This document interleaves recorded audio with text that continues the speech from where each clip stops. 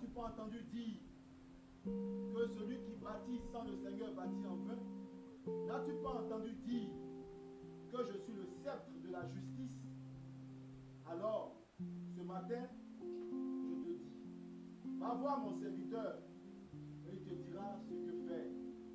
La justice m'appartient et c'est moi qui suis la justice. Amen. Et ton amour est là, coulant de la croix.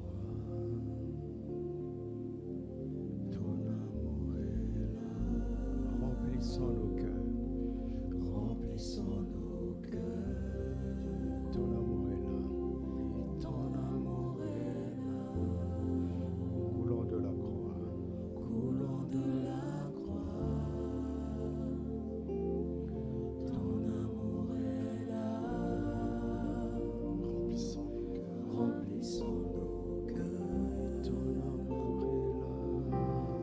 amour est là, coulant de la croix. Ton amour est là, remplissant nos cœurs. J'aime ta présence, j'aime ta présence. Jésus, j'aime ta présence, mon bien-aimé. J'aime ta parole, j'aime ta parole. Jésus, j'aime ta parole, mon bien-aimé. Ton esprit est là, et ton esprit est là. Saint et infini, Saint consolateur. Ton esprit est là, libérant nos cœurs. Ton esprit est là, répandu sur terre. Ton esprit est là, révélant le Père. Merci Saint-Esprit. Tu es en nous, tu es dans tous ceux qui sont en Christ. Tu es en ce lieu parce que c'est toi qui nous as donné ce lieu, comme un sanctuaire où nous nous rassemblons autour du Seigneur. Nous te remercions pour la vie, pour la santé, pour la force, pour la présence de chacun, pour la bonne volonté que tu as produite en nous, afin que nous venions honorer, célébrer, louer, adorer ensemble Dieu notre Père. C'est dans sa présence que nous nous tenons, avec nos cœurs ouverts pour recevoir sa parole. Que ta parole ait l'effet que tu attends dans nos cœurs, qu'elle ne rencontre aucune incrédulité, aucun doute, aucune hésitation, aucune peur, qu'elle rencontre la foi et seulement la foi, et qu'elle produise en nous tout ce qu'elle comporte, tout ce que tu vas nous dire. Merci de m'aider à transmettre fidèlement ce que tu m'as dit. Et glorifie-toi. Au nom de Jésus, Amen.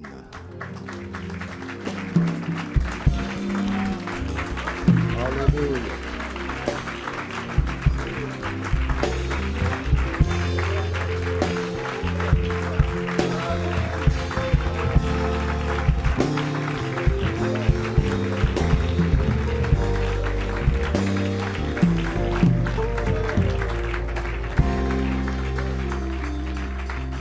Gloire à Dieu.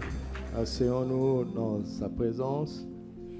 Nous saluons notre bien-aimé frère Josué Kambou, qui nous visite pour la première fois. Il est venu du Burkina Faso. Pour un très très heureux événement, nous rendons grâce à Dieu. Alléluia. Shalom, shalom bien-aimés. Que la grâce et la paix du Seigneur soient avec vous. Amen. Et qu'elles abondent dans nos vies, n'est-ce pas? Amen. Amen. Je salue nos frères à saveur divine, à excellence divine, et aux ambassadeurs, et tous ceux qui nous suivent en ligne. Amen.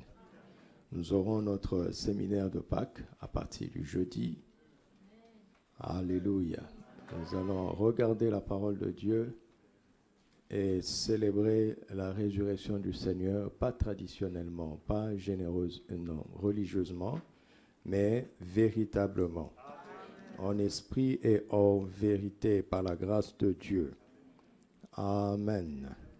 C'est donc notre dernier message de ce mois, de la parole, n'est-ce pas? La connaissance de Dieu par la parole, la foi et l'obéissance. Je rends grâce à Dieu pour tout ce qu'il nous a appris, particulièrement sur l'obéissance. Amen.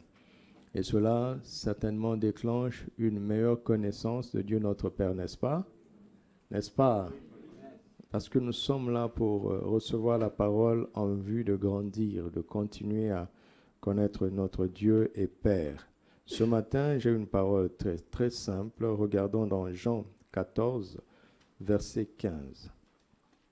Jean 14, verset 15. Vous pouvez activer mon chrono. Jean 14, verset 15. Lisons ensemble. Si vous m'aimez, gardez mes commandements. On peut lire en commençant par dire Jésus dit, si vous m'aimez, gardez mes commandements. Voilà, c'est simple. C'est simple. Si nous l'aimons, il le saura par notre attitude et notre comportement envers ses commandements. Ce sont des commandements, n'est-ce pas? Ce ne sont pas des conseils, ce sont des commandements. Le Seigneur teste notre amour en nous commandant des choses, en nous ordonnant des choses. Parce que si nous l'aimons, nous allons garder ses commandements. Si nous l'aimons, nous allons recevoir, nous allons obéir, nous allons pratiquer, nous allons chérir sa parole, ses commandements. Le vrai amour, le véritable amour envers le Seigneur se voit à travers notre attitude envers ses commandements. Et dans ce temps, dans cette génération où la mentalité démocratique est en train de se répandre sur toute la terre, les mots comme commandement et ordre sont difficiles à accepter. On est plus enclin à écouter les conseils. Ici, ce n'est pas un conseil, c'est un commandement. C'est un ordre. C'est à prendre ou à laisser. Mais le Seigneur dit, si tu m'aimes, tu vas garder mes commandements. Et c'est ça mon thème. Si vous m'aimez, gardez mes commandements. C'est notre titre. Il est tout simple. Si vous m'aimez, gardez mes commandements. Alléluia. Est-ce que tu aimes Jésus? Comment le sais-tu? Parce que tu l'as dit? Parce que tu l'as chanté?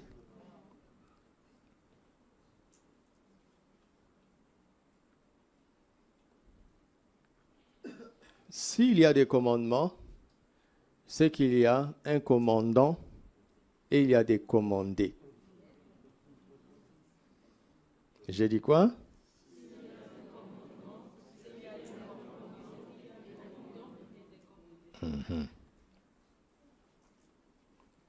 Qui est le commandant? Qui sont les commandés? Quels sont les commandements?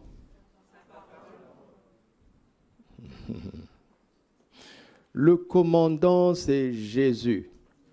Que quelqu'un dise, Jésus est mon commandant.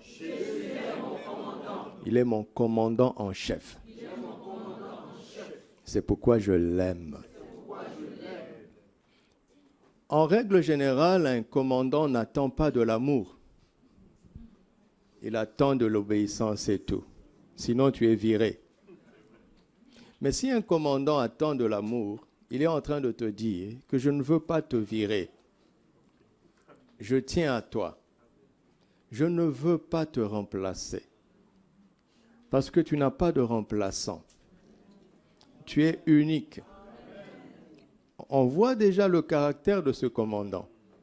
N'est-ce pas? Un commandant attend de l'obéissance, de la soumission. Mais le commandant qu'est Jésus attend de l'amour. Il ne veut pas nous virer.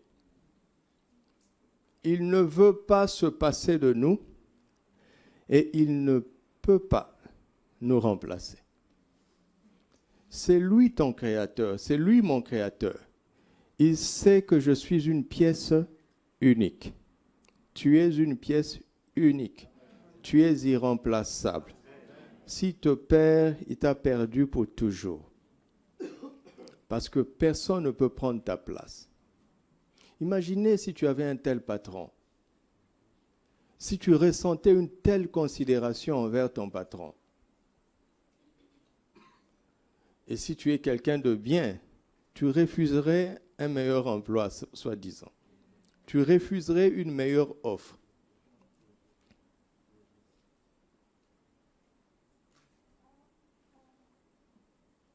Regardez ce qu'on peut déjà ressentir à partir d'une phrase. Vous ressentez ça avec moi? Parce que si tu ne comprends pas que là où il y a des commandements, il y a un commandant, tu ne peux pas arriver là où je commence à t'amener. Il n'y a pas de commandement sans commandant, ni commandé. Et le commandant, en principe, attend de l'obéissance et de la soumission. Mais ce commandement qu'est Jésus attend de l'amour. Et quand il t'oblige à faire quelque chose, quand il te commande quelque chose, c'est parce qu'il veut voir si tu l'aimes. Parce que s'il t'a accepté comme un commandé, c'est parce qu'il t'aime. Ce n'est pas pour que tu l'aides, il est tout puissant. Ce n'est pas pour que tu lui apprennes quelque chose, il est omniscient. Ce n'est pas pour que tu combles un vide en lui, il est tout suffisant. Mais c'est parce qu'il t'aime. Il veut voir si cet amour est réciproque. C'est pour ça qu'il donne un ordre, un commandement. Ce n'est pas un conseil. Ce n'est pas un conseil, c'est un commandement, ce sont des commandements. Jésus n'est pas un président qui a un mandat sur nous. Tu l'as élu. Il est le roi éternel. Il est assis sur son trône éternellement. Amen. Alléluia. Amen. Alors, Jean chapitre 15, verset 12, il dit, c'est ici mon commandement. Et quel est ce commandement?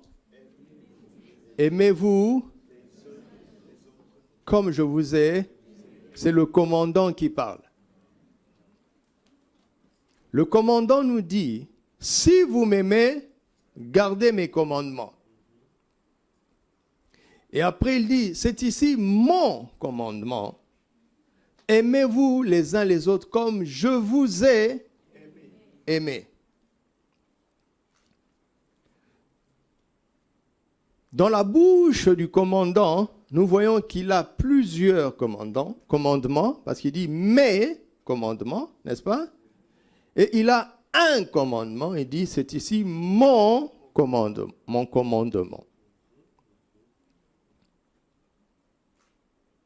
Un jour, en Marc chapitre 12, versets 28 à 34, un des scribes qui les avait entendus discuter, sachant que Jésus avait bien répondu aux Sadducéens, s'approcha et lui demanda, quel est le premier de quoi? De tous les commandements. Il y en a plusieurs. Lui, il en cherche le premier. C'est un scribe. Quand il dit le premier, il n'est pas en train de dire quel est le commandement qui a été cité en premier lieu. Non, c'est un scribe. Semeur les appelle les spécialistes de la loi. C'est un spécialiste. La suite. Jésus répondit, voici le premier commandement. Écoute, Israël, le Seigneur notre Dieu est l'unique Seigneur. Et tu aimeras le Seigneur ton Dieu de tout ton cœur, de toute ton âme, de toute ta pensée et de toute ta force. Voici le premier commandement. Ensuite, il poursuit en disant, voici le second. Tu aimeras ton prochain comme tu t'aimes toi-même. Il n'y a pas d'autre commandement plus grand que ceux-là.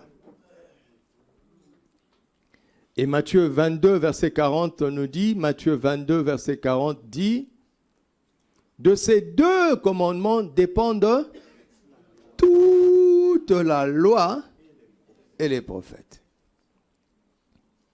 Jésus parle à un spécialiste de la loi et il résume la loi, les prophètes. Il résume tous les commandements de Dieu en deux commandements. Il les résume dans l'amour. Aimer Dieu, comment? De tout son cœur, de toute son âme, de toute sa pensée et de toute sa force. Et ensuite, d'aimer son prochain comme soi-même, comme on s'aime soi-même. Où est-ce que Jésus tire ça?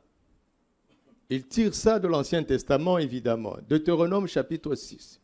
Lisons, parce que c'est la parole elle-même qui va nous parler. Alléluia. C'est un message de conclusion.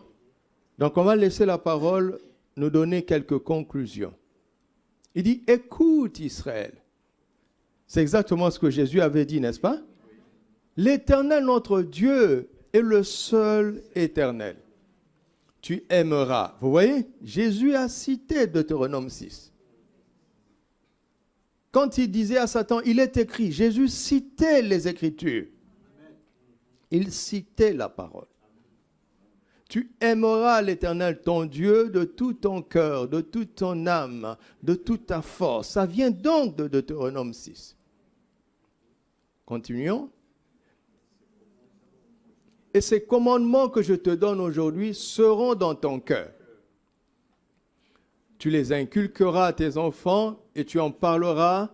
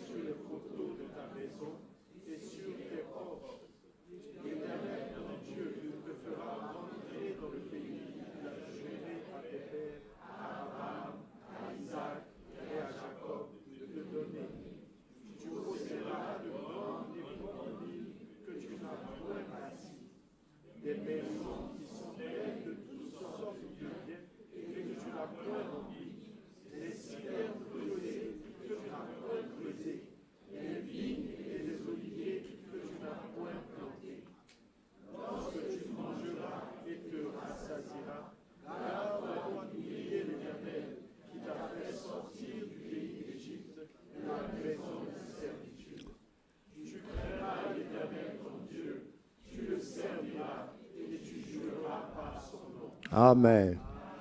Tu as sauté quelque chose au début, n'est-ce pas? Deutéronome 6, commençons au premier verset. Voici les commandements, les lois et les ordonnances que l'Éternel votre Dieu a commandé de vous enseigner, afin que vous les mettiez en pratique dans le pays dont vous allez prendre possession, afin que tu craignes l'Éternel ton Dieu en observant tous les jours de ta vie, toi, ton fils et le fils de ton fils, toutes ces lois et tous ces commandements que je te prescris, et afin que tes jours soient prolongés. Tu les écouteras donc, Israël, et tu auras soin de les mettre en pratique, afin que tu sois heureux et que vous multipliez beaucoup, comme l'a dit l'Éternel, le Dieu de tes pères, en te promettant un pays où coule le lait et le miel. Écoute, Israël, l'Éternel notre Dieu est le seul Éternel. Amen. Tu vois, tu avais sauté ça au début. Le commandement est dit à partir de « Écoute Israël ». Mais l'Éternel prend la précaution de dire la motivation de ce commandement. Il a un but, il est motivé, le commandement est motivé. Le commandant a une motivation à travers ses commandements. Il ne commande pas pour nous imposer les choses, pour se sentir commandant. Ce n'est pas ça son but. D'éternité en éternité, il est Dieu. Il était Dieu avant que rien ne soit. Il n'est pas Dieu parce qu'il y a une création qui le reconnaît ou qui l'adore. Il est Dieu par lui-même.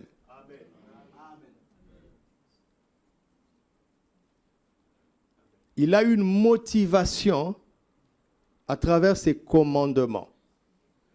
Dieu prend la position de commandant parce qu'il a une motivation envers ses commandés. Et ça, si tu ne comprends pas ça, tu passeras à côté. Il est Dieu. Il n'y avait aucun commandement, il était Dieu. D'accord? Et quand il est devenu un commandant, il a généré des commandements. Mais pourquoi? Parce qu'il a un but en faveur de ses commandés. Tu saisis ce que j'essaie de dire? C'est très important de saisir ça. Dieu a plusieurs noms, plusieurs facettes. Et chaque nom révèle un aspect de qui il est et pourquoi il se révèle de cette manière. S'il est tout suffisant, il ne prend pas une position pour lui-même. Il est comblé par lui-même. Mais il prend cette position par rapport à ceux qui vont en bénéficier. Par exemple, il y avait Rapha. Ce n'est pas en vue d'une éventuelle maladie dont il souffrirait pour se guérir lui-même. OK?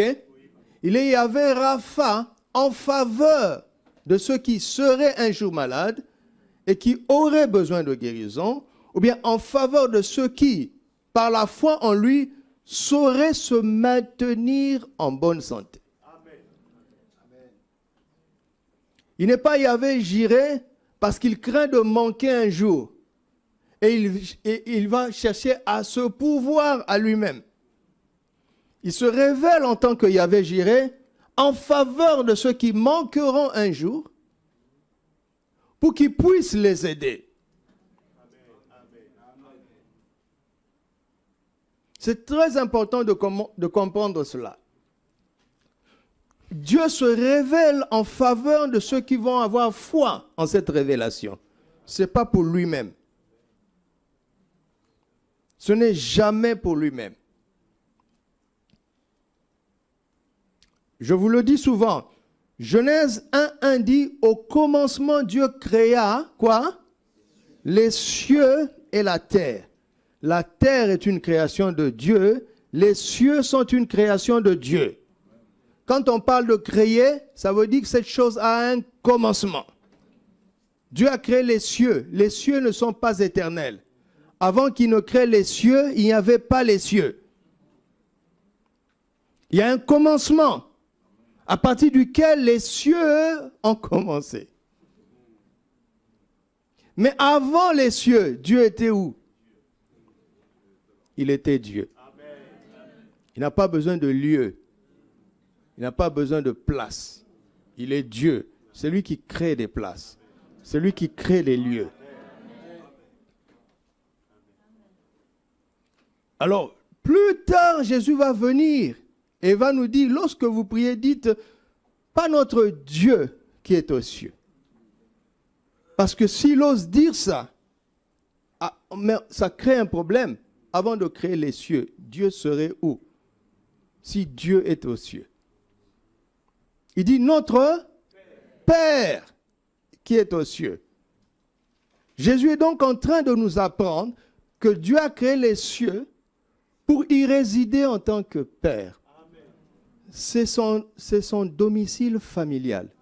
Les cieux, c'est sa résidence familiale. Où il se positionne en tant que Père. Oui, quand nous pensons au ciel, nous pensons aux anges.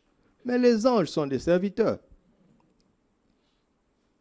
C'est comme toi, en tant que père de famille, tu as une maison, tu as des enfants, mais tu as des serviteurs. Tout l'effort que tu fais pour bâtir une maison, c'est pour y mettre qui? Ta famille. Voilà pourquoi Dieu a créé les cieux, pour y résider en tant que père. Il lui faut donc des enfants. Il avait un seul fils, unique, Jésus. Il a sacrifié, il a semé pour moissonner une infinité d'enfants. Et nous sommes là. Nous sommes les habitants des cieux. Nous sommes des concitoyens des saints. Notre patrie, c'est la patrie céleste. Alléluia. Nous sommes en pèlerinage sur terre. Mais notre résidence familiale, ce sont les cieux. Où nous interagissons avec Dieu en tant que Père.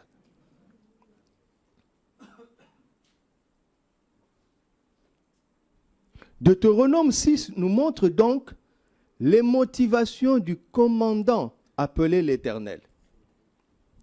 Parce qu'en Deutéronome 6, c'est l'Éternel qui parle.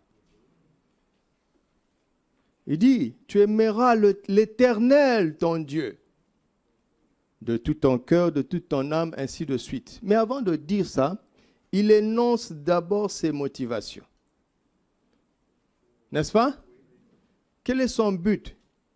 Les commandements, les lois et les ordonnances que l'Éternel, votre Dieu, a quoi? Commandé de vous enseigner afin que vous les mettiez en pratique dans le pays dont vous allez prendre possession. Afin que tu craignes l'Éternel, donc son but, c'est que si on t'enseigne le commandement de Dieu, tu vas le craindre, tu vas le révérer, le respecter.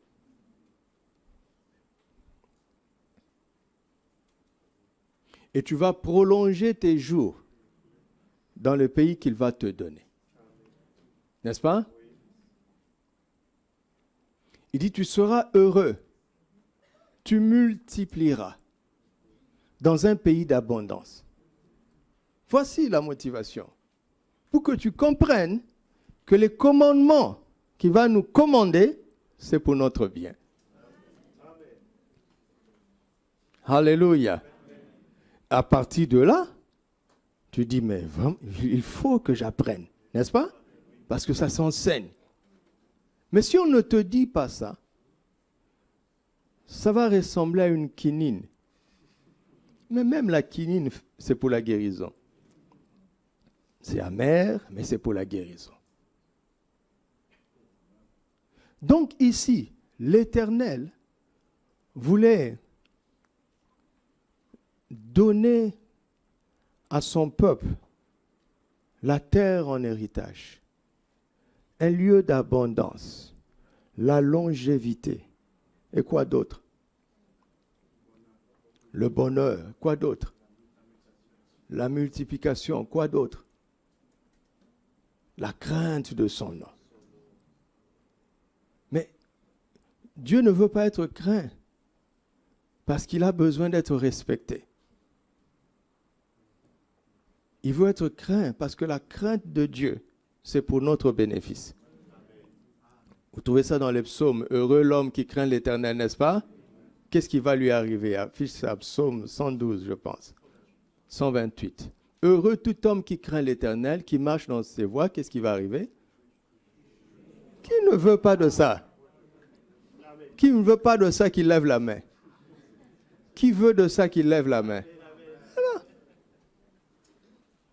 Vous savez, il y a des choses, il y a des prières que tu ne feras plus si tu as saisi l'essentiel. Regardez, mets le verset 1. Si une personne ne connaît que le verset 1 et qu'il le pratique, il n'aura pas besoin de prier pour jouir de son travail. Il n'aura pas besoin de prier pour être heureux. Il n'aura pas besoin de prier pour être prospère. Ouais, vous ne dites pas Amen. Parce que la crainte leur dit, ça c'est trop dur. Regarde quel genre de femme il va avoir. Quel genre de fils il va avoir.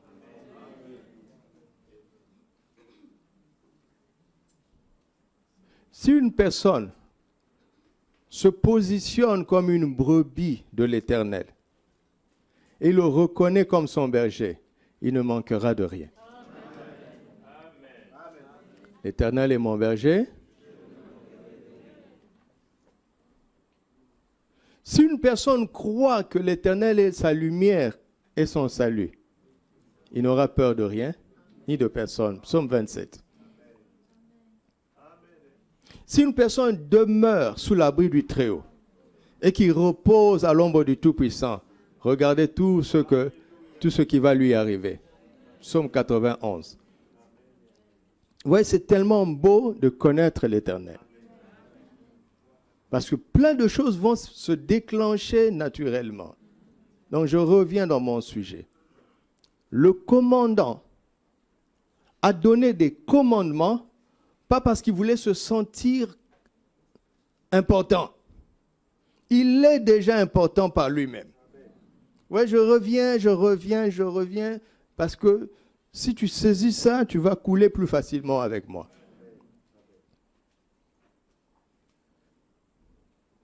Il voulait qu'un certain peuple sur la terre le craigne parce que l'humanité lui a tourné le dos.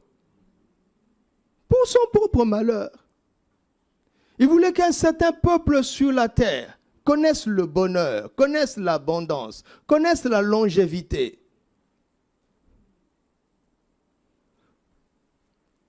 Bénéficie des choses pour lesquelles il n'a même pas travaillé. Posséder des maisons qu'ils n'ont pas bâties. Moissonner des vignes qu'ils n'ont pas plantées.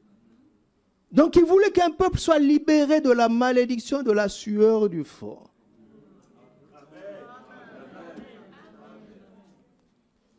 C'est ça sa motivation. Quand le commandant de la police met un feu rouge, quand le commandant de la police limite la circulation sur autoroute à 120, ce n'est pas pour t'embêter. C'est pour préserver des vies. C'est pour qu'il y ait de l'ordre. Vous comprenez? Chaque commandement est motivé par quelque chose. Et la qualité de la motivation des commandements dépend de la qualité du commandant. Vous savez qu'il y a des lois, des commandements qui sont mis en place pour spolier le peuple. Des taxes. Parce que le commandant a besoin d'argent, alors il abuse de son pouvoir pour émettre un commandement, mais la motivation, c'était de remplir ses poches. Mais Dieu n'a pas besoin de ton aide. Tout l'or et tout l'argent sont à lui. La terre et les cieux sont à lui. Il veut plutôt le partager, le distribuer, le donner en héritage à ses enfants. Voici la motivation de l'Éternel. Lévitique 18. Parce que quand vous lisez Deutéronome 6, vous l'avez vu avec moi déjà, n'est-ce pas? Quand Jésus dit, tu aimeras l'Éternel ton Dieu de tout ton cœur, de toute ton âme, de toute ta force, de toute ta pensée, il est en Deutéronome 6. Mais tu aimeras ton prochain comme toi-même, on ne le trouve pas en Deutéronome 6. C'est pour vous montrer à quel point Jésus maîtrisait la parole. Il est la parole lui-même. Le spécialiste de la loi, le scribe, a étudié l'écriture, mais il n'arrive pas à faire la jonction. Alors il vient vers Jésus pour lui dire, qu'est-ce qu'il y a de plus important dans toute cette Torah que j'étudie depuis des années? Lévitique 18, verset 1. L'Éternel parla à Moïse et dit, parle aux enfants d'Israël, tu leur diras, je suis l'Éternel, votre Dieu. Vous ne ferez point ce qui se fait dans le pays d'Égypte, où vous avez habité, et vous ne ferez point où je vous mène. N'est-ce pas?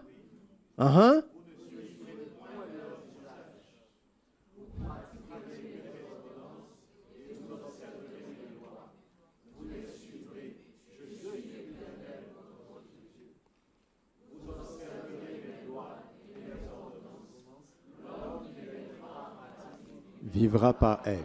Je suis l'Éternel.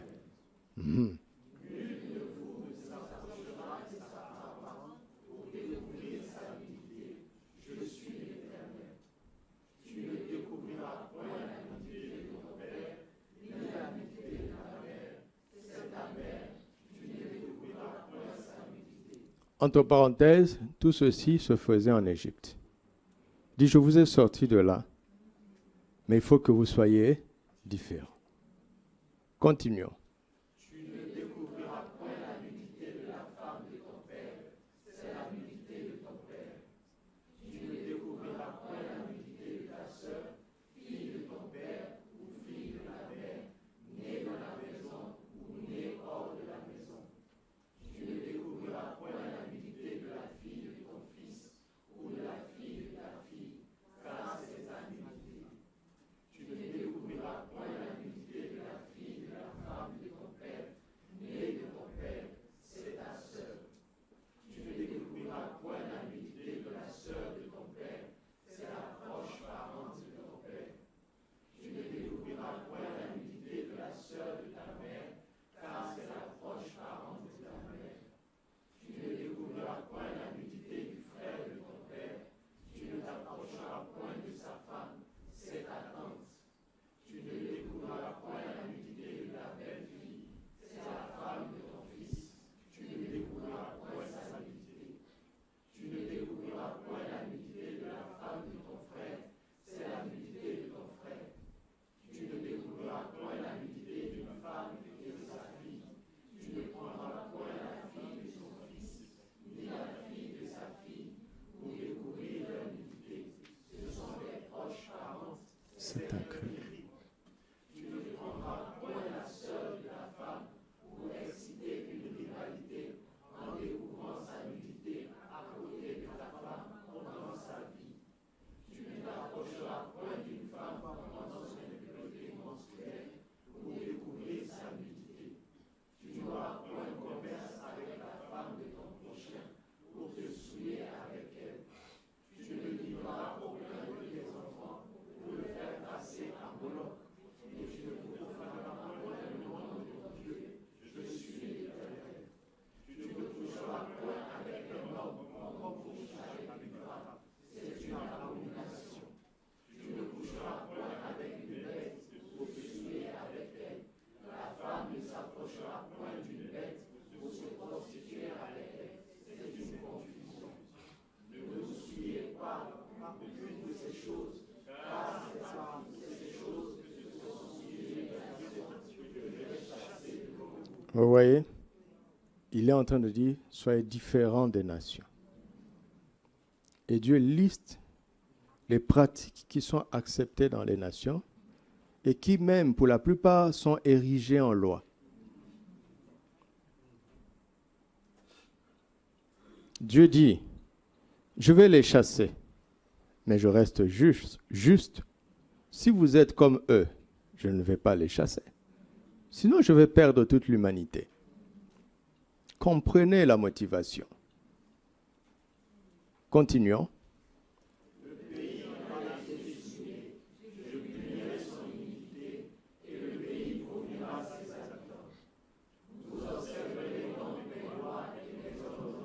Ça commence.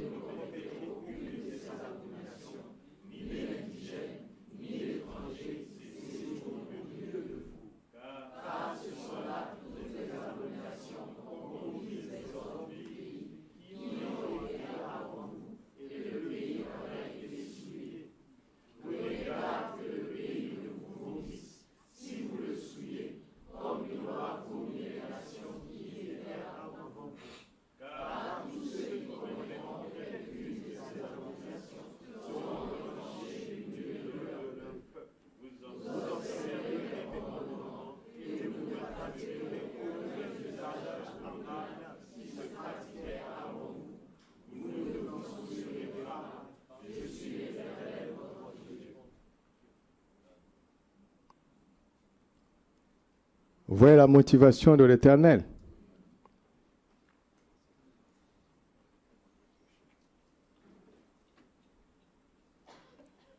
Il veut que son peuple soit différent, n'est-ce pas? Et c'est pour ça qu'il donne ses commandements. Je vais trouver un autre verset. Et c'est pour ça qu'il donne ses commandements.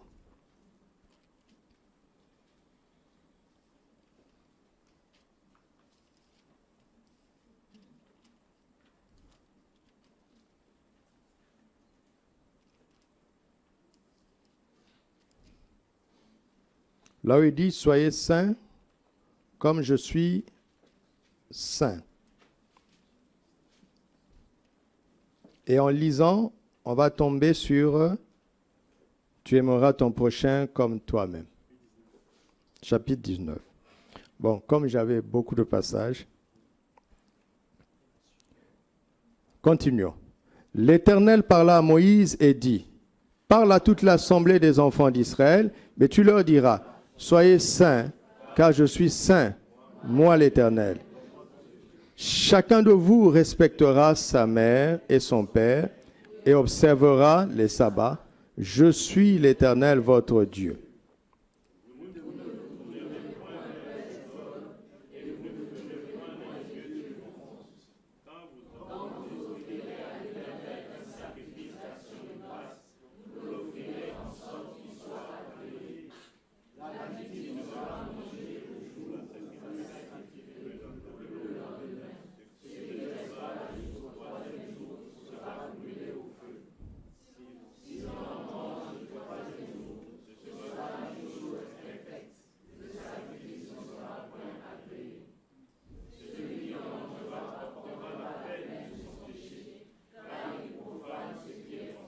Verset 17. Tu ne haïras point ton frère dans ton cœur, tu auras soin de reprendre ton prochain, mais tu ne te chargeras point d'un péché à cause de lui. Tu ne te vengeras point et tu ne garderas point de rancune contre les enfants de ton peuple. Tu aimeras, je suis l'Éternel. C'est pour vous montrer comment Jésus, l'effort que Jésus a fait, l'effort entre guillemets, pour résumer tout ça. Pour résumer tout ça. Et il dit, si tu as saisi ces deux éléments, aimer Dieu de tout ton cœur, de toute ton âme, de toute ta pensée, de toutes tes forces, et aimer ton prochain comme toi-même, vous allez voir que tout ça, tu vas le vivre. Parce que l'amour de Dieu nous donne la crainte de Dieu et nous donne l'héritage de la terre, la longévité, le bonheur. Et l'amour du prochain nous permet d'être saints sur la terre. Parce que si tu aimes ton frère, tu ne vas pas lui faire du mal. Tu ne vas pas toucher à sa femme, tu ne vas pas toucher à ses enfants, tu ne vas pas toucher à ses biens. La motivation, c'est l'amour du prochain. Et dit, aimez ton prochain comme toi-même. Autrement dit, ce que tu ne veux pas qu'on te fasse, ne le fais à personne. Tu ne veux pas qu'on te vole, ne vole personne. Tu ne veux pas qu'on prenne ce qui est à toi, ne prends rien pour personne. Tu veux qu'on respecte tes enfants, respecte les enfants d'autrui. Tu veux qu'on respecte ton mari, ta femme, respecte le mari, la femme d'autrui. La motivation, c'est l'amour du prochain. Si tu ne comprends pas la motivation, tu regardes le commandement comme une restriction. Mais si tu comprends la motivation, tu regardes le commandement comme un moyen d'atteindre. Alléluia. Ce que le commandant désire te donner. Est-ce que tu m'entends? Alléluia.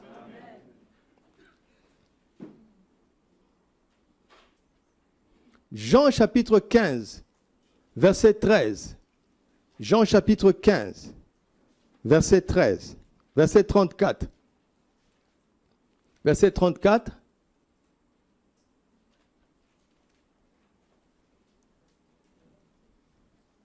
Jean chapitre 13, verset 34. 13, verset 34. Je vous donne un commandement comment? Aimez-vous comme vous aussi. Ah. Jésus a commencé d'abord à respecter ce qui était écrit dans l'Ancien Testament. Maintenant, il dit, maintenant je vais vous donner un commandement nouveau. Qu'est-ce que ce commandement nouveau dit? Aimez-vous comment? Comment?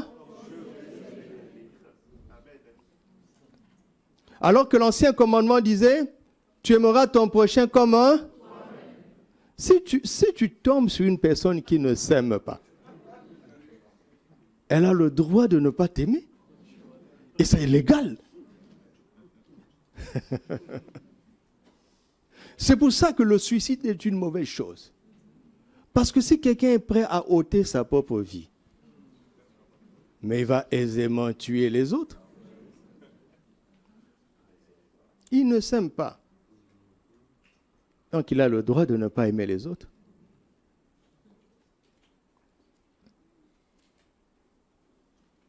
Dieu dit, tu m'aimeras de tout ton cœur. Qu'est-ce que ça veut dire? Tu m'aimeras de toute ton âme, de toute ta pensée, de toutes tes forces.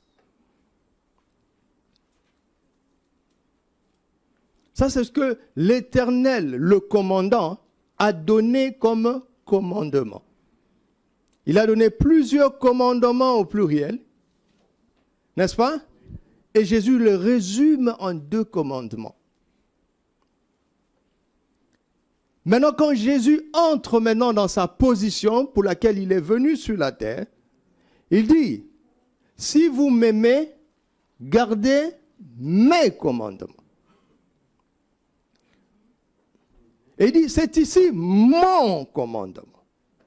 Aimez-vous les uns les autres, pas comme vous vous aimez vous-même, mais comme moi, Jésus, je vous ai aimé. Si tu ne t'aimes pas, tu as le droit de ne pas aimer les autres, selon l'ancien commandement. Et si tu t'aimes jusqu'ici, tu as le droit de ne pas aimer les autres au-delà. Et comme notre amour personnel est imparfait, Jésus vient avec un commandement nouveau. Il dit, à partir d'aujourd'hui, je parle à mes commandés, tous ceux qui acceptent mon autorité, tous ceux que je vais commander, doivent désormais s'aimer, pas comme eux-mêmes ils sont capables d'aimer, mais comme moi je les aimerai. C'est ça? C'est ça qu'il a dit?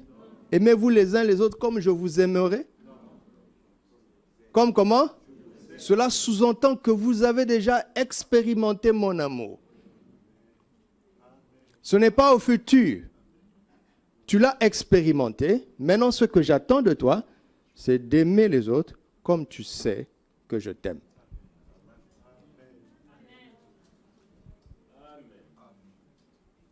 si tu penses que je ne t'aime pas, alors tu as le droit de ne pas aimer les autres. Si tu penses que je ne te pardonne pas, tu as le droit de ne pas pardonner aux autres. Question. Quel est l'amour de Christ que tu as déjà expérimenté?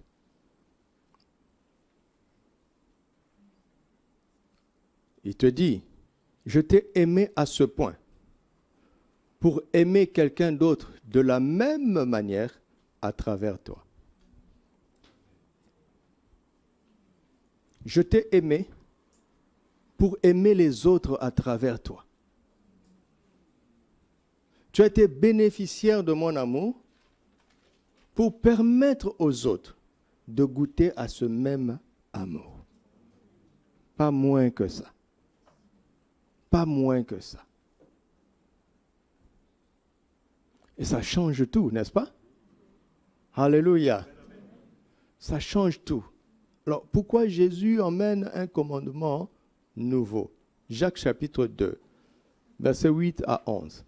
On est déjà en train d'aller à la fin. Jacques chapitre 2, versets 8 à 11.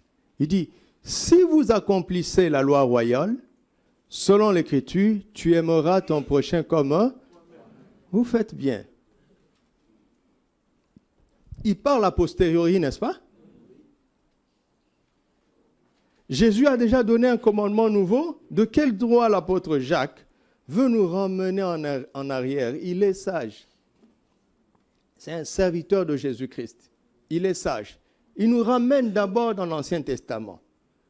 Et il glorifie cette loi. Il dit c'est une loi royale.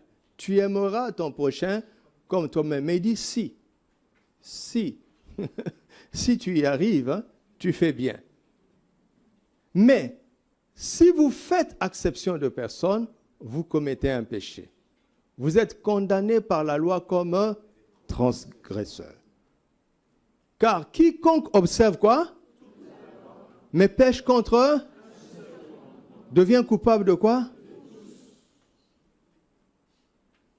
En effet, celui qui a dit « tu ne commettras point d'adultère » a dit aussi « or si tu ne commets point d'adultère, mais que tu commettes un meurtre, tu n'es pas transgresseur d'un article de la loi. Tu es transgresseur de toute la loi. » Alors, qui peut réussir? Maintenant, comment est-ce que Dieu va faire pour donner l'héritage de la terre, pour donner la prospérité, pour donner la longévité? Comment il va faire? Puisqu'il avait dit, si vous faites ça, voici ce que je vais vous donner.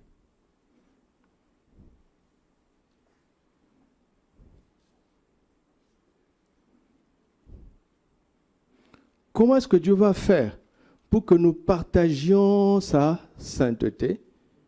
Puisque quand il dit, vous serez saints comme moi, je suis saint, cela se résume au fait d'aimer son prochain comme soi-même. Mais si on n'y arrive pas, comment est-ce que Dieu va partager sa sainteté? Comment est-ce que Dieu va partager sa sainteté à son peuple? Comment est-ce que Dieu va partager l'héritage de la terre à son peuple s'ils ne sont pas différents des nations?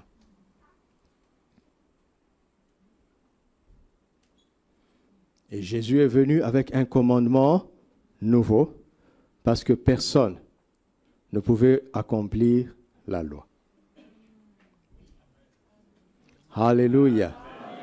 Et c'est beaucoup plus simple et beaucoup plus profond que ça.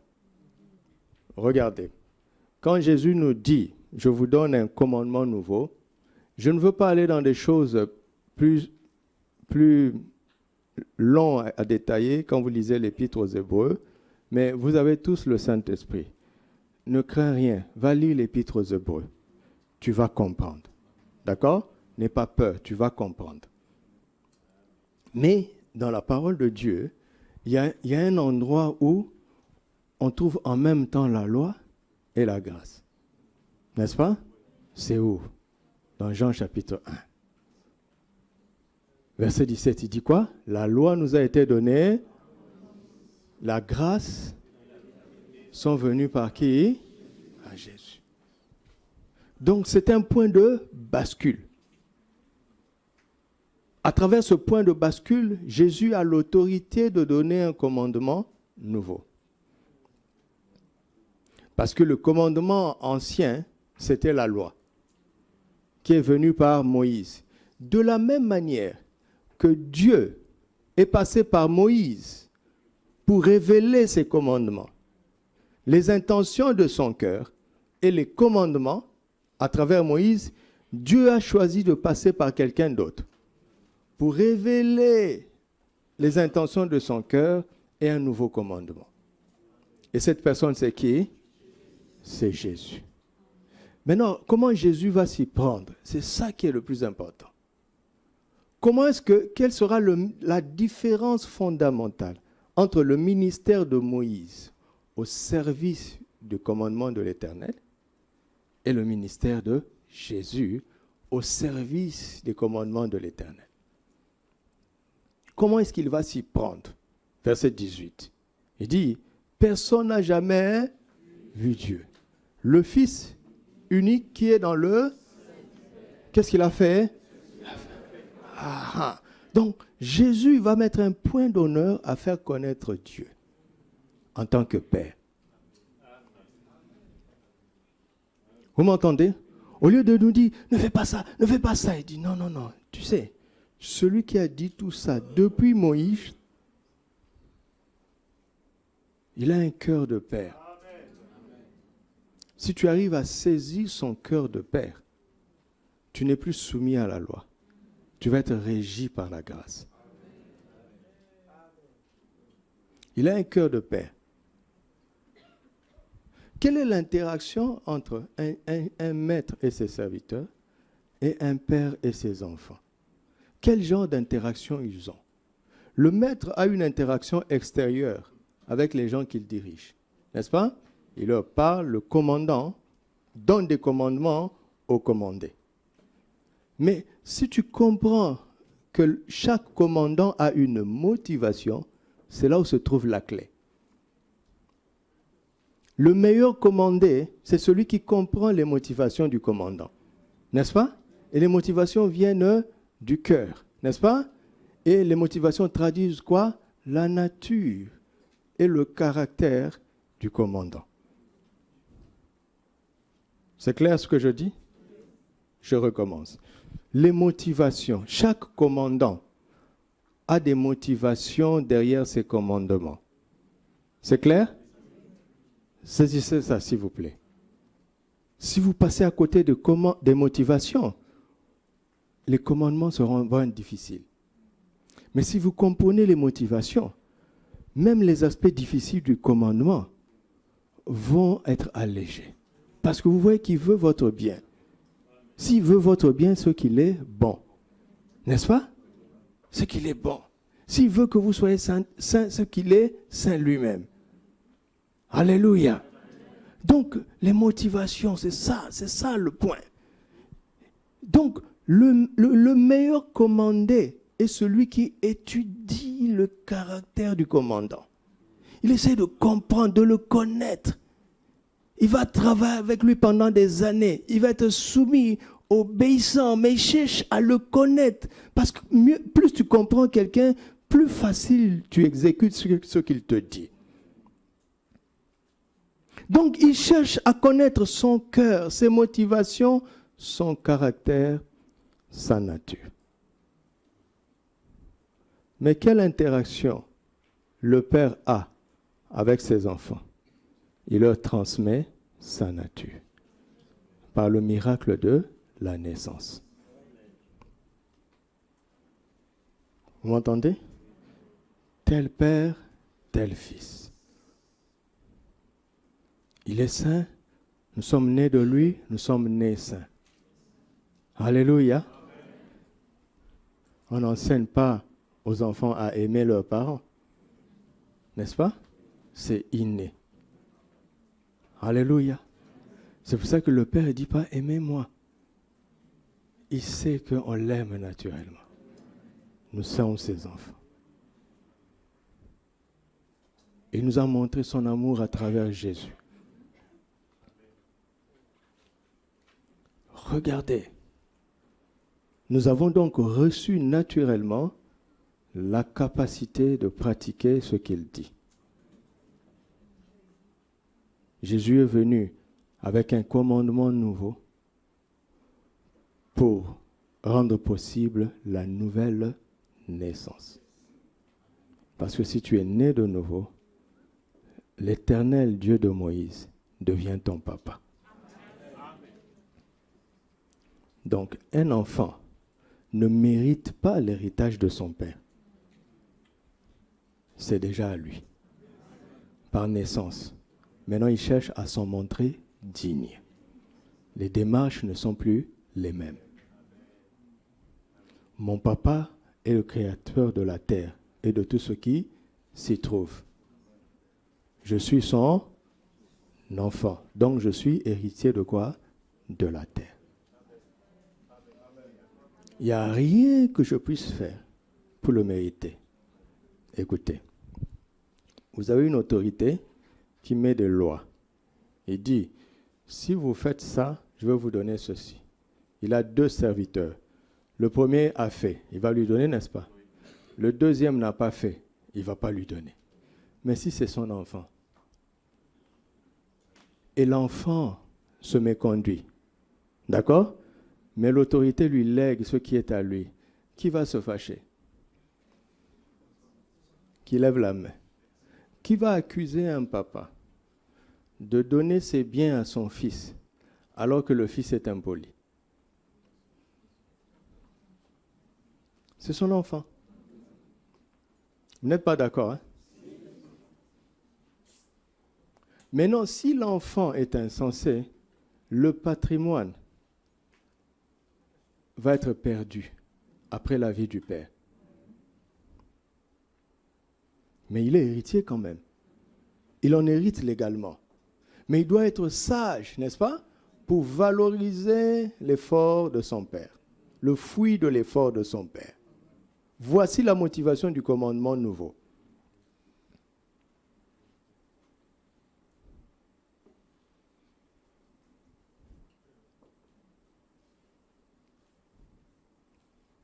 Jésus, il veut que nous comprenions comment il nous a aimés. Il dit, c'est ça le point de départ. Et ça m'a beaucoup parlé. Il dit, je suis le point de départ. Je n'attends rien de vous. Tu n'es pas le point de départ. Tu ne vas pas réussir. Et comme ce Dieu-là, qui a prévu de donner tout ça à son peuple, et ton Père, c'est déjà à toi. Tu comprends? Tu comprends? Maintenant, si tu es propriétaire de tout et que tu n'aimes pas les gens, tu vas abuser de ton pouvoir. Et tu seras malheureux, parce qu'on ne peut pas être heureux en dominant sur les gens. Écoutez ça une fois pour toutes. Tu ne peux pas être heureux en étant méchant. Tu ne peux pas être heureux en faisant du mal. Tu m'entends? Tu ne peux pas être heureux en dominant sur un peuple et en se cramponnant indéfiniment au pouvoir, et le peuple n'avance pas, les gens pleurent, les gens souffrent. Tu ne peux pas être heureux. Donc, avoir, ce n'est pas ça qui rend heureux. Car il y a plus de bonheur à quoi? Hein? Il dit, vous êtes mes enfants, tout est déjà à vous. Mais regardez-moi. Parmi les enfants, je suis le grand frère. Je suis l'aîné. Observez-moi. Regardez mon comportement. J'ai été tenté en toutes choses sans commettre de péché. S'il y a quelqu'un qui a obéi à toute la loi de Moïse, s'il y a quelqu'un qui a respecté les 2 commandements royaux, c'est Jésus. S'il y a quelqu'un qui pouvait se tenir devant le Père et lui dire, j'ai satisfait Deutéronome 6, j'ai satisfait Lévitique 18, j'ai satisfait Lévitique 19. Alors, je ne mourrai pas. Je dois vivre longtemps. Jésus serait en vie jusqu'aujourd'hui. Je dois posséder toute la terre. Mais regardez Jésus. Il a renoncé à ça. Il a renoncé à sa vie pour mourir, alors qu'il avait le droit de longévité, sur la base de Deutéronome 6. Il n'avait même pas de tombe, alors qu'il avait le droit de posséder la terre. N'est-ce pas? Sur la base de Deutéronome 6. On lui a prêté une tombe, Jésus. On lui a prêté parce qu'il n'en avait pas. Mais il a renoncé, pourquoi? Par amour pour moi. Je ne sais pas pour toi, mais il a renoncé à ça par amour pour moi. Alors il me dit, Doudou, tu as compris ça? Tu sais ce que j'attends de toi? Aime-les comme je t'ai aimé. Ça, c'est mon commandement.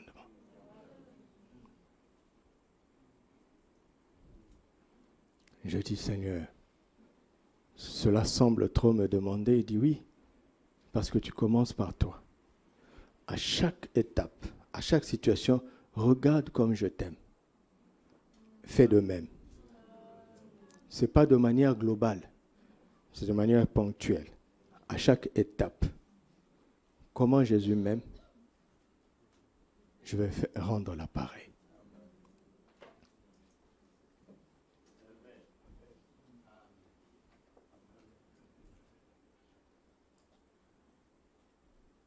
Je continue. Il dit, la loi nous a été donnée par Moïse, n'est-ce pas? Et il dit quoi? La grâce et la vérité sont venues par Jésus. Nous avons tendance à opposer la loi et la grâce. La loi et la grâce. La loi et la grâce. C'est incomplet. Jésus n'a pas amené que la grâce. C'est pour ça qu'il y a ce désordre. Écoute-moi. Quand un enfant comprend qu'il est héritier, quel que soit son caractère, il devient un enfant gâté. Pourquoi? Qu'est-ce qu'il a fait pour naître de tel père? Quel mérite il a? Aucun. C'est la grâce, n'est-ce pas? Mais il peut devenir un enfant gâté par la grâce, parce qu'il a compris la grâce. Jésus n'est pas venu qu'avec la grâce. Il est venu avec quoi? Et la vérité. C'est pour ça que Jacques se permet de reprendre le commandement ancien, alors que Jésus a donné un commandement nouveau. Il veut que nous réfléchissions. Vous savez, si Dieu avait été rigoureux, Israël ne posséderait rien. Parce qu'ils n'ont jamais réussi à obéir. Vous m'entendez? Je donne un exemple.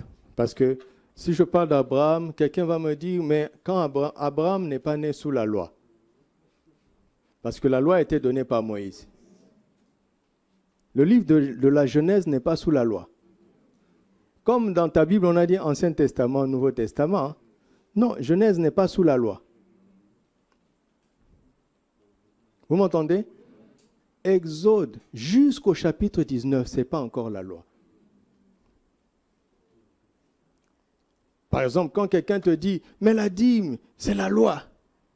Abraham a donné la dîme. La loi a été donnée par Moïse.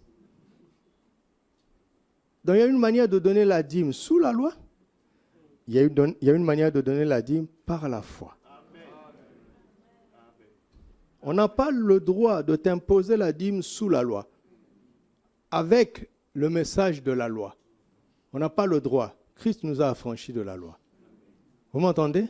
Mais on n'a pas non plus le droit de te dire qu'on ne donne plus la dîme en Christ. Ça, ce n'est pas la vérité. C'est la grâce, mais ce n'est pas la vérité. Parce que si le prétexte, c'est que la dîme est une notion de la loi, mais Abraham n'était pas sous la loi.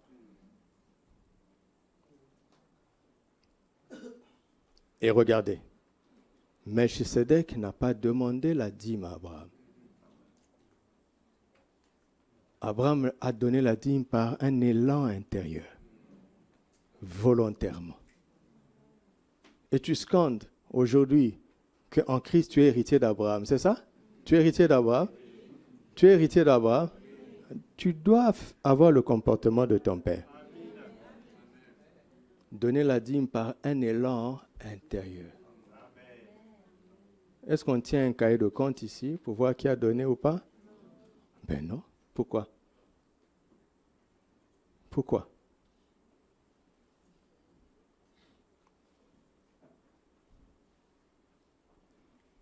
Regardons David. Tout le monde oublie que David était sous la loi. N'est-ce pas? Est-ce que David a respecté Lévitique 18 qu'on a lu? Hein? Alors, qu'est-ce qui s'est passé? Dieu lui a fait grâce. Voilà la vérité. La vérité est que Dieu a toujours fait grâce, même étant sous la loi.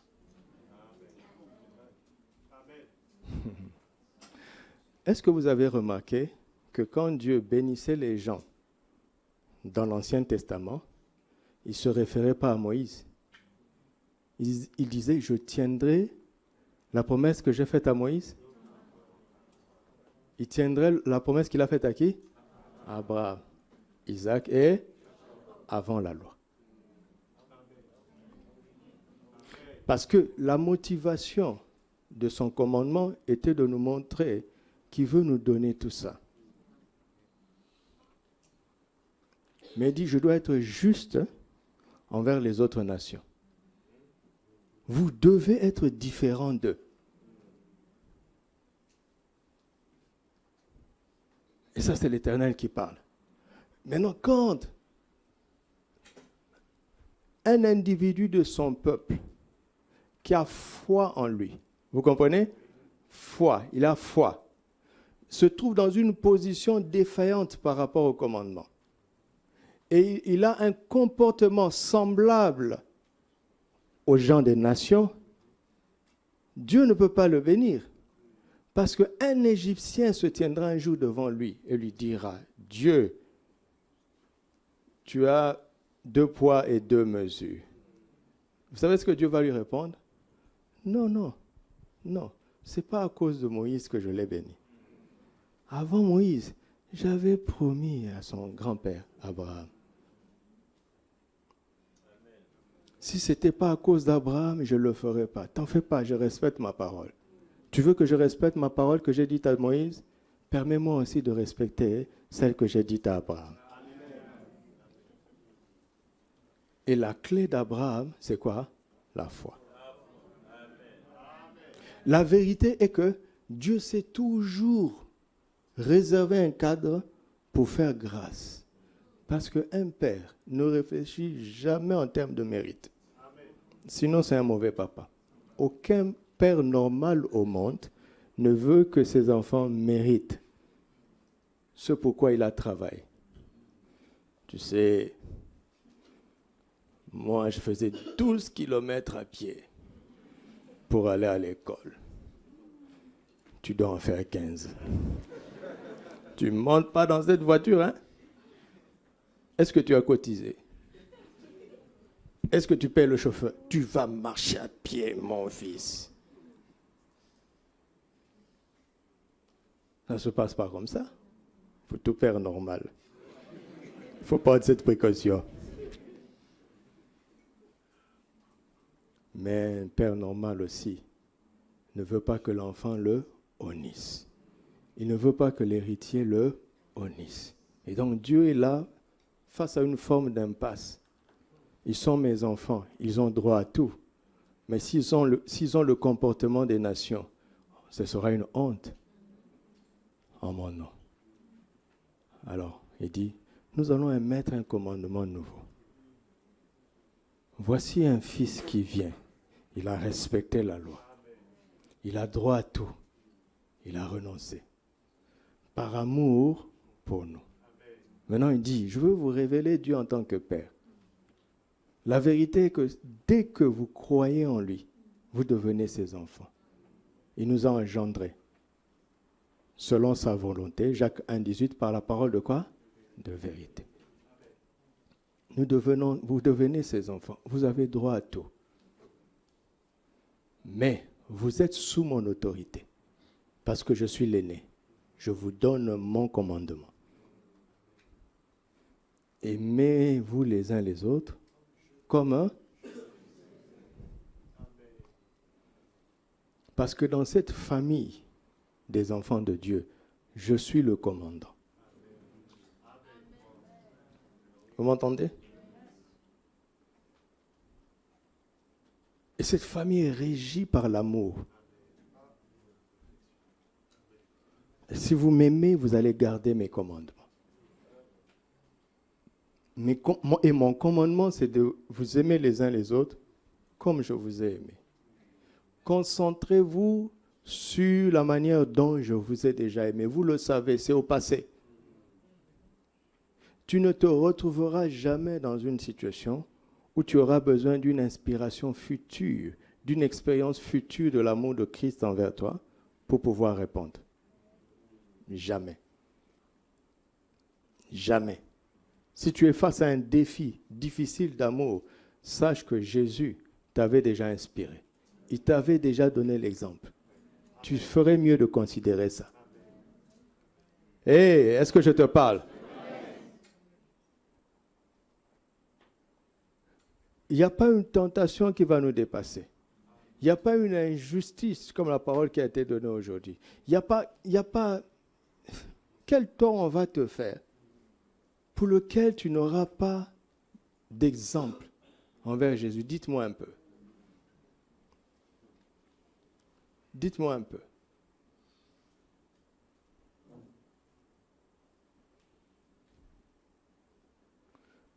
Parce que si tu penses qu'en faisant du bien aux gens,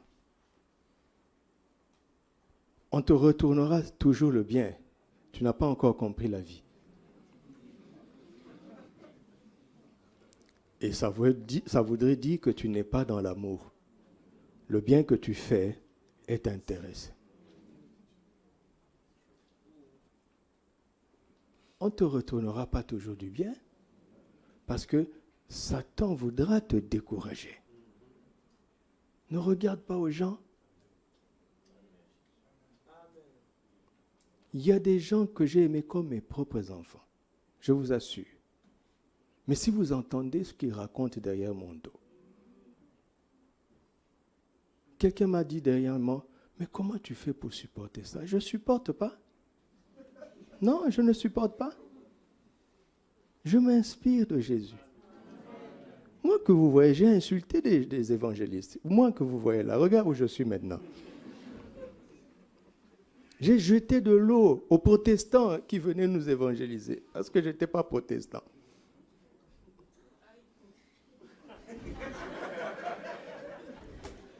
Alors, comment Jésus va aimer une personne comme moi? Non, si tu veux, jette-moi de l'eau. Je veux m'inspirer de ce que j'avais fait à Jésus. J'ai pris ça pour te détendre, mais c'est pour rendre ça pratique. C'est sérieux.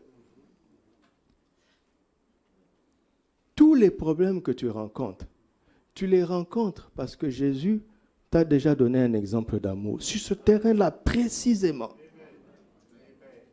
Tu n'auras pas besoin de supporter.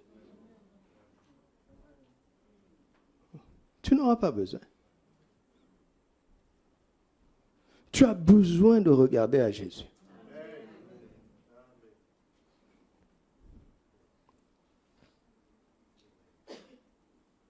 Et c'est ça la vérité. C'est ça la vérité qui met une forme de contrainte par rapport à la grâce. La vérité, on met l'équilibre dans la vie de la grâce. J'ai été dans des milieux où les gens ont tellement compris la grâce, ils ont tellement compris la foi, qu'ils font n'importe quoi. Je vous dis, je ne veux pas nommer ce qu'ils font. Mais tu lui emmènes des malades, il te les guérit facilement. Parce qu'il a compris la foi dans le nom de Jésus. Et il sait, mais Pierre nous l'a dit, pour son premier miracle dans Acte 3. Il dit, pourquoi vous nous regardez, vous, comme si c'était par notre propre puissance et notre piété que nous ayons fait cela. Le miracle que tu vas vivre ne dépend pas de ta puissance ni de ta piété. Il dit, c'est la foi dans le nom de Jésus. C'est par la foi dans le nom de Jésus que son nom a raffermi. Reste calme, ce n'est pas toi, c'est son nom. C'est son nom qui a fait ça. Ça fait que les gens se méconduisent parce qu'ils ont compris la grâce. Et sur le terrain de la grâce, ils exercent l'autorité dans le nom de Jésus. Le miracle se produit et dit, vous voyez, si je n'étais pas un homme de Dieu, le miracle, ce n'est pas une preuve que Dieu t'approuve. Ce n'est pas une preuve. Donc, c'est la vérité qui équilibre la grâce. La vérité. Alléluia. C'est ce qui a fait que Dieu a continué à bénir David. Parce qu'il était repentant. Il reconnaissait ses torts. Et Dieu tenait le serment qu'il avait fait à Abraham.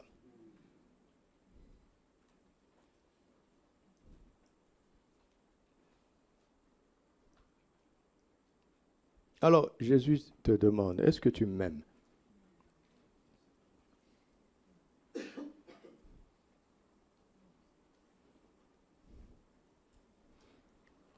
Si tu m'aimes, aime l'autre comme je t'ai aimé. C'est tout. Donne-toi cette discipline de manière quotidienne, de manière pratique, dans chaque situation de la vie. Réfère-toi à la manière dont Christ t'aime et aime l'autre.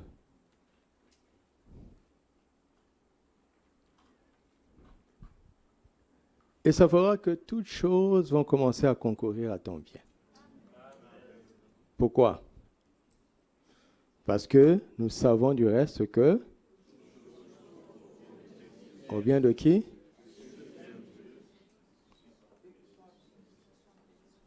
Vous voyez encore la motivation? C'est quoi la motivation du commandant? C'est que quel que soit ce qui arrive, ça travaille toujours pour ton bien. Mais c'est extraordinaire, hein? Tu lui donnes, c'est pour son bien. Tu le prives, c'est pour son bien. Tu le complimentes, c'est pour son bien. Tu l'insultes, c'est pour son bien. Tu le bénis, c'est pour son bien. Tu le maudis, c'est pour son bien. Par quel miracle? Par le miracle d'aimer Dieu. Tu sais, si tu te concentres sur le fait d'aimer Dieu, tu t'en fous des circonstances. Tu t'en fous des crises. Tu t'en fous des injustices. Parce que tout ce qui va arriver finira par travailler pour ton bien. Moi, je veux me concentrer sur l'amour.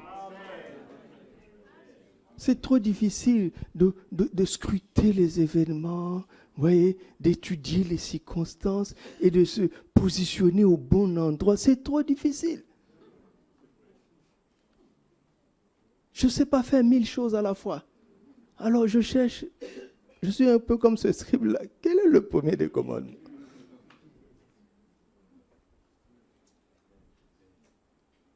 Alléluia. Voici un premier bénéfice. Tu vois ça dans Romains 8. Je suis en train d'aller vite. Le deuxième bénéfice, c'est l'assurance. Quelle assurance? 1 Jean, chapitre 3.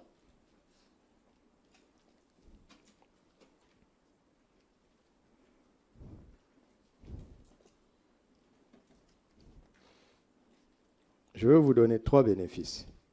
1 Jean, chapitre 3, verset 22. Quoi que ce soit que nous demandions, nous le recevons de lui. Je commence au verset 21. Bien-aimés, si notre cœur ne nous condamne pas, nous avons de l'assurance devant Dieu. Quoi que ce soit que nous lui demandions, nous le recevons de lui parce que et que nous... Tu comprends?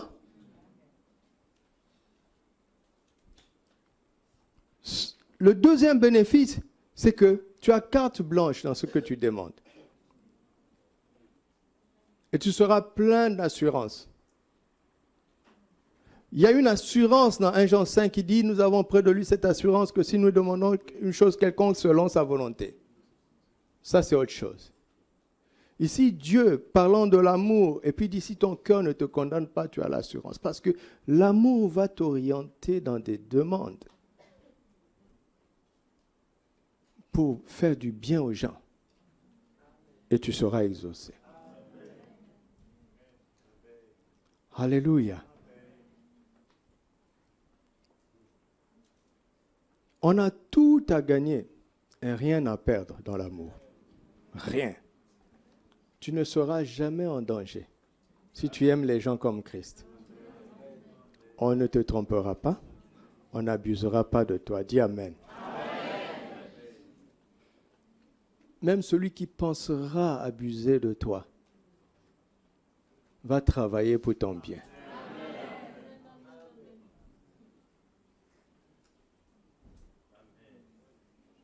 L'amour est quelque chose d'extraordinaire. Le troisième bénéfice, tu trouves ça dans Ephésiens 3. Quand tu explores, tu as la révélation de l'amour de Dieu dans toutes ses dimensions. Tu vas être rempli jusqu'à toute la plénitude de Dieu.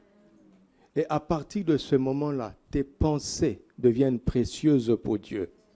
Or, à celui qui peut faire, par la puissance qui agit en nous, infiniment au-delà de quoi? De tout ce que nous demandons, ça rejoint 1 Jean 3. Mais la dimension supplémentaire ici, c'est où pensons. Dieu est attentif aux pensées de ceux dont le cœur est rempli de son amour. Il est attentif à ça, il n'attend plus que tu demandes.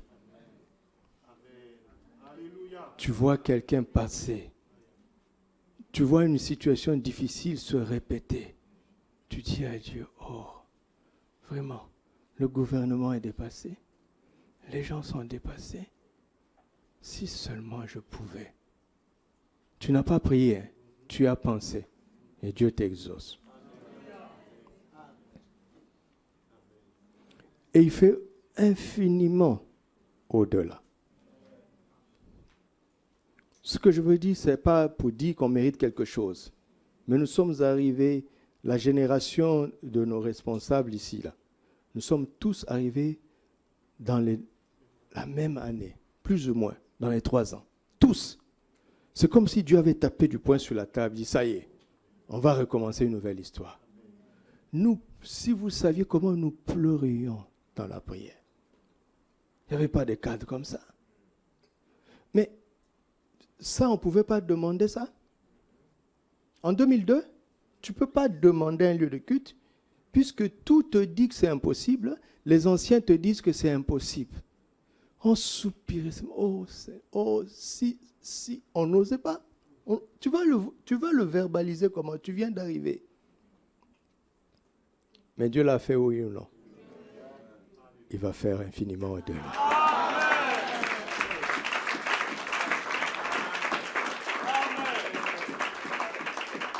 Mais ce n'était pas pour nous. Ce n'était pas pour nous-mêmes. Tu comprends? Christ est venu pour te faire sortir de ta vie. Tu ne dois plus vivre pour toi-même.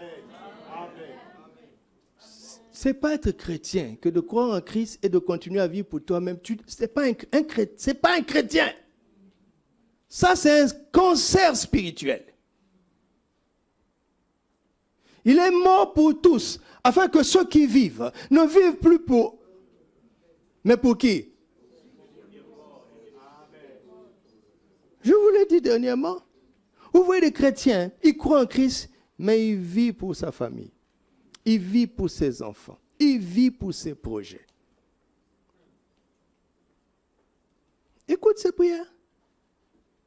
Mais il croit vraiment en Christ. Il est vraiment né de nouveau. Mais il ne respecte pas le commandement nouveau. Dans la nouvelle alliance, la seule nouveauté qui les intéresse, c'est de naître de nouveau. Marcher en nouveauté de vie, ça ne les intéresse pas. Le renouvellement de l'intelligence, ça ne les intéresse pas. Le commandement nouveau, ça ne les intéresse pas. C'est qui cette personne qui est dans le pays du nouveau, mais qui choisit juste une province?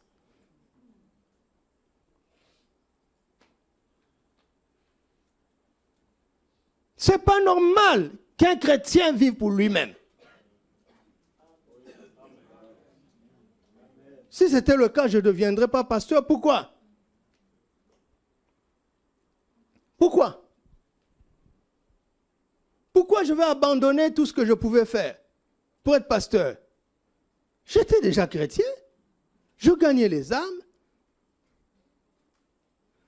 Il y a plusieurs comme ça. Ils n'acceptent pas la volonté de Dieu. Ils choisissent ce qui leur plaît dans la volonté de Dieu. Écoute, Jésus n'est pas ton commandant. Tu n'as pas encore compris. Jésus est autre chose pour toi. Et sur ce terrain-là, tu es dans la vérité. Mais tu n'as pas encore compris qu'il est un commandant. Jésus est un commandant. Un commandant qui nous aime. Et il n'accepte que des commandés qui l'aiment.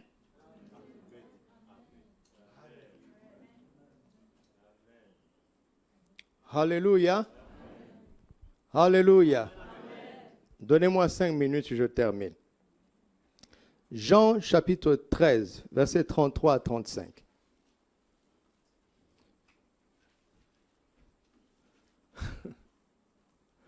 Vous savez, quand Jésus dit, si vous m'aimez, gardez mes commandements, il parle à qui? Donc il faut remonter, n'est-ce pas? Donc je suis parti de Jean 14, verset 15. Je suis remonté pour savoir, en fait, parce que quand je suis arrivé à un point, l'Esprit m'a dit, mais Jésus s'adressait à qui? J'ai dit, oui, à ses disciples, Seigneur. Silence. J'ai compris que le Saint-Esprit voulait que je sois plus sérieux que ça. Alors j'ai ouvert ma Bible. J'ai commencé à lire, remonter. J'arrive ici, il dit quoi? Mes petits-enfants. Je suis pour peu de temps encore avec vous. Vous me chercherez et comme j'ai dit aux Juifs, vous ne pouvez venir où je vais, je vous le dis aussi maintenant. Je vous donne un, aimez-vous comme je vous ai aimé. Vous aussi, aimez-vous. À ceux-ci tous que vous êtes, si vous avez, donc il dit à ses disciples, n'est-ce pas? Mais en qualité de qui? De petits-enfants. Il est en train de dire, le plus petit dans la famille de Dieu, qui choisit de suivre Jésus comme un disciple, est capable de vivre ça. Et il faut, vous qui êtes dans les... Vous conseillez ceux qui naissent de nouveau, d'accord? Ou bien dans les cours de baptême. Attrapez-les avec ça dès le début. Parce que c'est difficile à apprendre plus tard. Le plus tôt on pratique ça, le mieux ce sera. Il y a des choses qu'on a reportées au futur. Par exemple, celui qui est en nous est plus grand que celui qui est dans le monde. Il dit non, mes petits enfants, vous avez vaincu le mal. Le plus petit dans le royaume a autorité sur celui qui dirige le monde. N'attends pas d'avoir 10 ans dans la foi ou de devenir diacre, ancien ou pasteur. Non, non. Ce n'est pas une promesse qui appartient au pasteur. Elle appartient aux petits-enfants. Ne te dis pas, quand je serai plus mûr dans la foi, je pardonnerai. Tu n'y arriveras pas. C'est maintenant que tu dois commencer. C'est dès aujourd'hui que tu dois te résoudre à aimer ton prochain comme Jésus t'a aimé. Alléluia. Amen. Et ça fait de toi un commandé.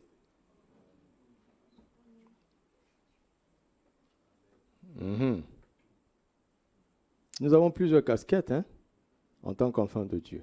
On est la lumière du monde, celle de la terre et ce que vous aimez aujourd'hui. Je suis un roi, un sacrificateur. Je dis, tu sacrifies quoi? Régner même, ça se voit, tu ne règnes pas, c'est seulement ta bouche. Tu es roi? Sur quel domaine? Tu es sacrificateur, tu sacrifies quoi? C'est écrit, mais il faut le vivre. Alléluia. Nous sommes des enfants de Dieu. Et aujourd'hui, je vous donne une nouvelle identité. Nous sommes des commandés qui vivons sous l'autorité du commandant en chef qui est Jésus. Alléluia. Maintenant, si tu poursuis la lecture, dans le chapitre 15, tu continues. Je ne vais pas continuer, je m'arrête. Mais ceux qui vont prendre au sérieux ces choses vont aller lire. Tu vas voir qu'on peut être plus qu'un commandé. On va devenir un commando. Parce que la différence entre les commandés et les commandos, c'est que les commandos sont réservés pour les opérations spéciales. Va lire Jean 15 jusqu'au chapitre 16. Tu vas voir qu'il y a une exigence plus grande. Plus on avance dans cet amour. Et ça fait de toi un commando. Quelqu'un que le Seigneur réserve pour des opérations spéciales. Toujours dans l'amour. Jamais pour faire du mal. Il faut que tu envisages de devenir un commando. Mais accepte d'abord d'être un commandé de Christ. Reconnais-le comme ton commandant que tu aimes. Alléluia. Vous savez que le visible vient de l'invisible, vous savez ça? Vous êtes d'accord avec moi?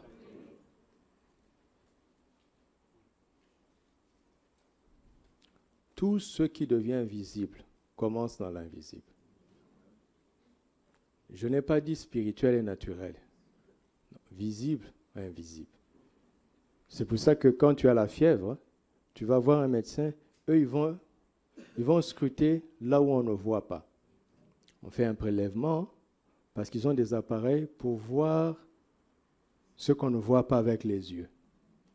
Et puis ils vont venir te dire, tu as une bactérie, prends ce comprimé. Et toi aussi, tu as foi. Tu dis Amen. Tu vas, tu achètes, tu prends le comprimé et la fièvre visible disparaît. Parce qu'on a corrigé ça dans l'invisible. Pourquoi je vous dis ça? Parce que tous les troubles que nous sommes en train de voir sur la terre sont les reflets des troubles qui se passent dans l'invisible. Nous pouvons corriger ça dans l'invisible. Et ça va se répercuter sur le visible. C'est pour te dire, ne sois pas spectateur. Ne laisse pas les gens décider sur le sort de nos nations. Nous pouvons siéger devant le trône de la grâce. N'est-ce pas? Par quelle audience? La route vivante et nouvelle. Oui, la nouveauté qu'il a inaugurée par quoi? Par son sang. C'est pourquoi nous pouvons nous approcher avec de quel trône? Afin d'obtenir quoi? Et être secouru dans quoi? La question, c'est quoi ton besoin? Si ton besoin est dicté par l'amour-propre, ou bien dicté par la manière dont Christ t'a aimé, c'est ça. C'est ça. Qu'est-ce qu'on présente devant le trône de la grâce? Nous pouvons modifier des décisions gouvernementales. Nous pouvons modifier des décisions de grandes instances parce que nous parlons à la plus haute instance. Nous avons accès, nous avons audience. Parce qu'il y a une route vivante, elle est nouvelle. Le sang de Jésus, là, que tu utilises comme un fétiche. Les évangéliques utilisent le sang de Jésus comme un fétiche. Ils utilisent l'huile d'onction comme un fétiche. Pourquoi? parce qu'on a beau être né de nouveau, mais on a encore une mentalité animiste. Nous venons d'une mentalité animiste, nous les Africains. Et on vient en Christ, on n'accepte pas l'intelligence nouvelle. On a accepté la vie nouvelle, mais on ne veut pas de l'intelligence nouvelle. Alors quand on te montre quelque chose de précieux dans la foi, le sang de Jésus, vous voyez les gens utiliser le sang comme un fétiche. Le sang de Jésus, mais c'est un boulevard qui fait que quand je le prends, aucun chérubin va me dire, tu veux quoi, tu vas où? Il est qui? Moi, je suis le fils de son créateur. Allez, dégage. Ouvre-moi la porte. Et puis je frappe. Papa, il dit, c'est qui? J'ai dit, c'est Doudou, ton fils. Entre, mon fils. Assieds-toi sur mes genoux. Qu'est-ce que tu veux? Papa, ça fait 7 ans qu'il n'a pas plu au Maroc. Vous avez vu la pluie?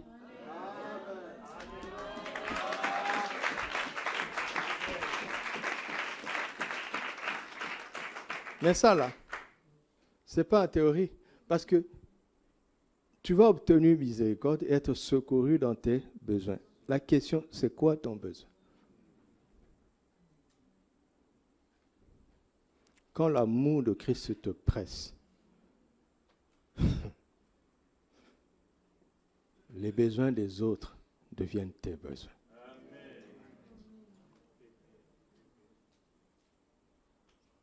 Et là, tu commences à faire la prière des commandos.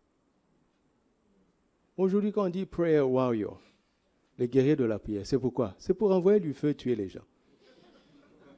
Ça, c'est pas l'amour. Jésus a interdit Jacques et Jean d'envoyer du feu. Maintenant, aujourd'hui, un chrétien envoie du feu au nom de Jésus. Alors que Jésus a dit à Jean et à Jacques, qui étaient 2 de ses plus proches, il a dit, vous ne savez pas de quel esprit vous êtes animés. Jésus va te dire le contraire aujourd'hui. Si tu n'es pas d'accord avec moi, c'est ton problème.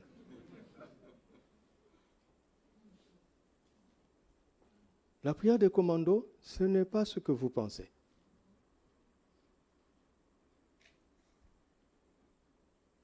Ce n'est pas ce que vous pensez, hein? Elle touche au comble de l'amour de Dieu. Les besoins de Dieu deviennent tes besoins. Les besoins des autres deviennent tes besoins. Parce que tu les aimes comme Christ t'a aimé. Alléluia. Lisez, vous allez voir, le temps change. Plus tu t'éloignes dans le chapitre 15, ça devient difficile. Jésus promet, comme vous avez accepté de m'aimer, on va vous haïr. Ça, ce n'est pas une formation policière. Hein?